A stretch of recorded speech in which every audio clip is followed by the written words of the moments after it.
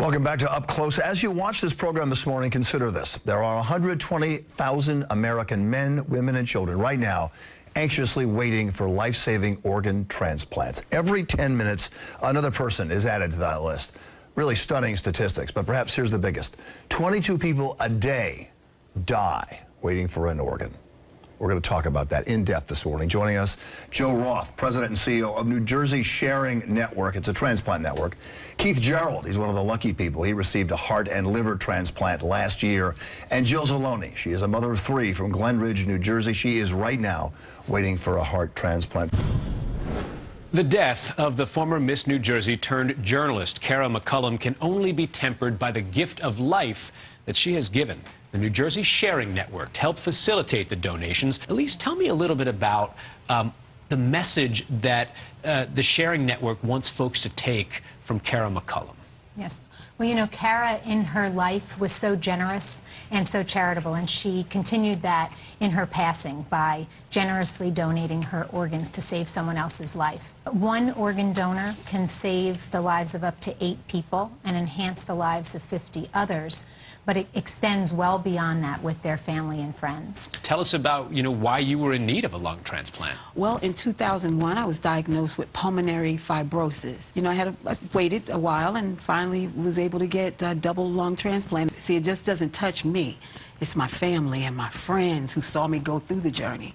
The NJ Sharing Network, one of the largest organ procurement organizations in the country, reports that successful transplants are at the highest they've been in its 29-year existence. And a gift of life, yeah.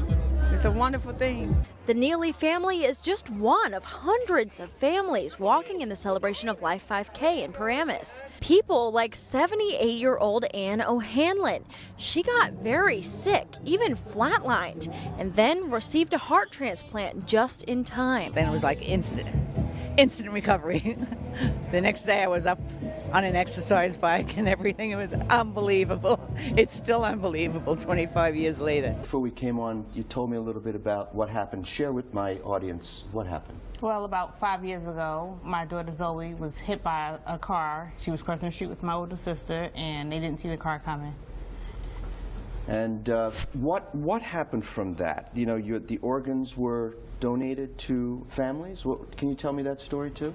Well, the hospital approached me and asked if I wanted to donate, and of course, it was like an immediate decision.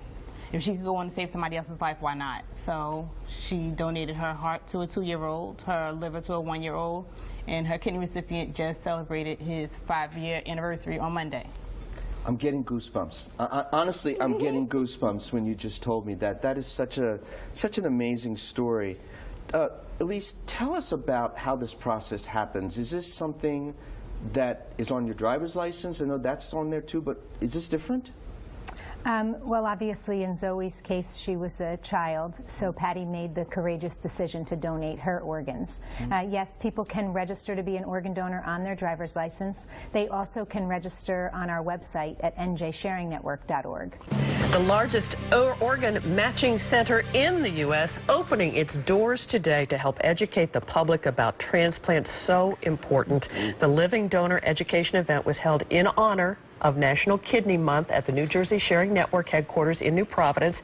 This network enables those in need of a transplant or those who wish to donate an organ to find the best possible match. They are doing great work there. Yes. And right now, I think you guys know, I am being tested to see if I'm a match for my husband, along with some other family members who we love. Organ and tissue donations in New Jersey soared last year, but officials are emphasizing this morning the need for this type of giving is greater than ever these days. Joe Roth is president and CEO of NJ Sharing Network, which coordinates donations and donors with 54 hospitals in the state. He says although donations are up, the need for donations is also rising. The population is both aging and also suffering from various diseases that create end-stage organ failure. You can help give the gift of life by signing up to be an organ donor. Here to tell us how is Elise Glennon, Vice President of the New Jersey Sharing Network, and Pam Droz. Pam, let me start with you because your husband was a donor. Can you tell us a little bit about his story? After Mike passed, he became a tissue donor, and he was able to touch the lives of 57 people. What do you want people to know if they're thinking about becoming an organ donor? Organ donation is just the greatest gift you can give someone. It is selfless, and like Pammy said, the best thing to do is talk to your family about your wishes.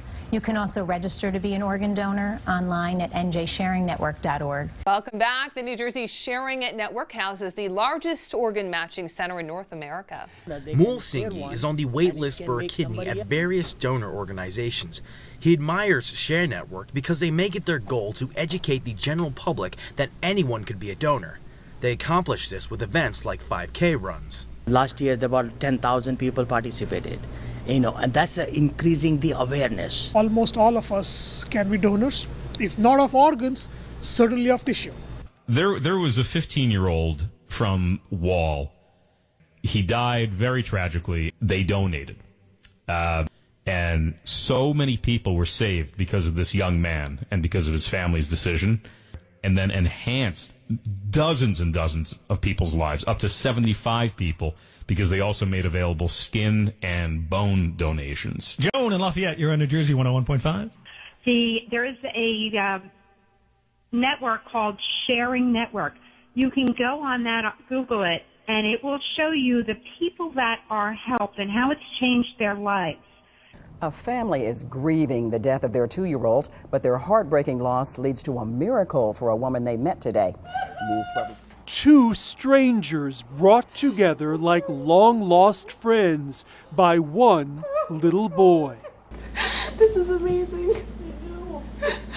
You saved our life, Dorothea.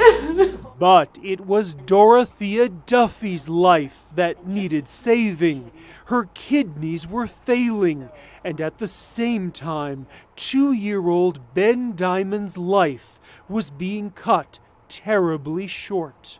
New Jerseyans seem to be getting the message on organ and tissue donations and how they can give patients who are often facing despair and hopelessness a second chance at life.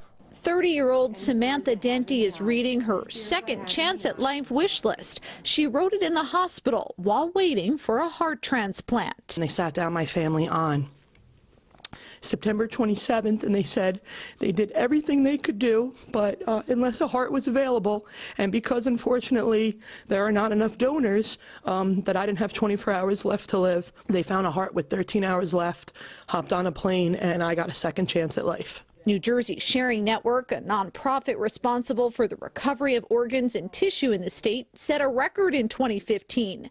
531 organs were donated by New Jerseyans, up 37% from the year prior. Tissue donation also reached an all-time high, up 7% from 2014.